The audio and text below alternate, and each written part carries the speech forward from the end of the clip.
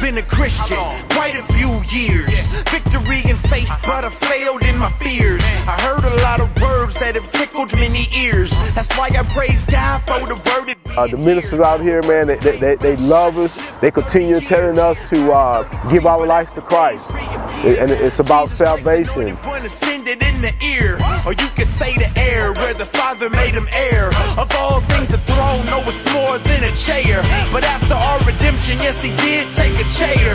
Greater than the angels, named superior to theirs. This is Hebrews chapter 1, lift your chair. I'm leaning to the right, the light is where I'm running. I thought I wanted light to heal the bruises and the wounds of your heart. He is here. It's so amazing what they do out here. I'm telling you, it's so amazing. I needed a blanket because it was cold. I was hungry, they had food. And not only just physical food, spiritual food, preaching the word of God. And I'm very grateful today. I'm very grateful today for this ministry. Thank you.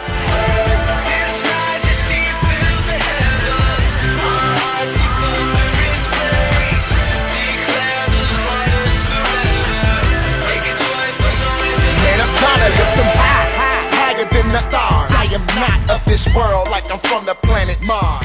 Very bad divorce. It left me without the will to live, without the will to want to. A year or two later, I discovered this place, and it turned my life around. I started out volunteering, and people got to, when they would see me on the street, they'd ask me, "Hey, y'all gonna be there next week? What y'all gonna be feeding?" And I realized that people were looking at me and looking up to me.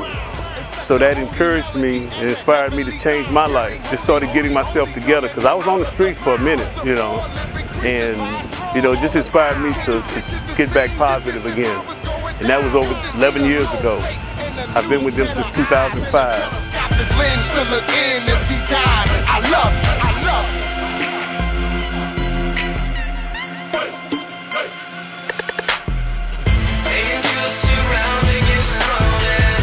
They helped me with Greyhound tickets to Brownwood, Texas. They've helped me with rooms, clothes, hygiene, food. They've helped me with bus fare, cell phones, all kinds of stuff. I mean, they've even helped me with my kids. Been coming out here for 6.5 years, I think. And have just had the opportunity to get to know lots of the moms out here and walk through life with them and support them when different things come up. A couple of years ago, we're able to foster and adopt Brittany's little boy, and so he's part of our family now. And then a year ago, we were able to start fostering her other little boy, and we're kind of getting to the end of that, knowing that they're being raised to love the Lord. And do you regret your decision? No, I don't. No. We've been coming out to Street Reach for right out about 2 years. We actually found out about Street Reach when we were getting licensed with Loving Houston Adoption Agency. We found out at the time that Loving Houston had a rescue ministry called Little Footprints to help place kids who are coming off the streets or in need of care into homes, and we really just felt God pulling at our hearts for that to be a rescue family. So we got a call from Kim, and there were 2 little girls that needed a home. And we said yes, and we brought them into our home after about 15 months of really fighting for them. So we kind of thought that we were done adopting and taking in kids until May 17th. We got a call, and we were actually fortunate enough to get our daughter's baby sister. So we brought her into our home. It was supposed to be just a couple of weeks to help, and we've now had her almost 10 months. And Lord willing, we will be able to adopt her. And Loving Houston changed our lives, changed our world, and changed our future. We fell in love with Kim Dale and her team and her staff. This was back in February of 2012. And little did we know there was already a little girl that had been born in 2011. And in the summer of 2012, she came home to live with us for a couple months. And we fostered her. And they called us and said, hey, we've got a girl. Would you care to foster her? And we did, and we fell in love with her.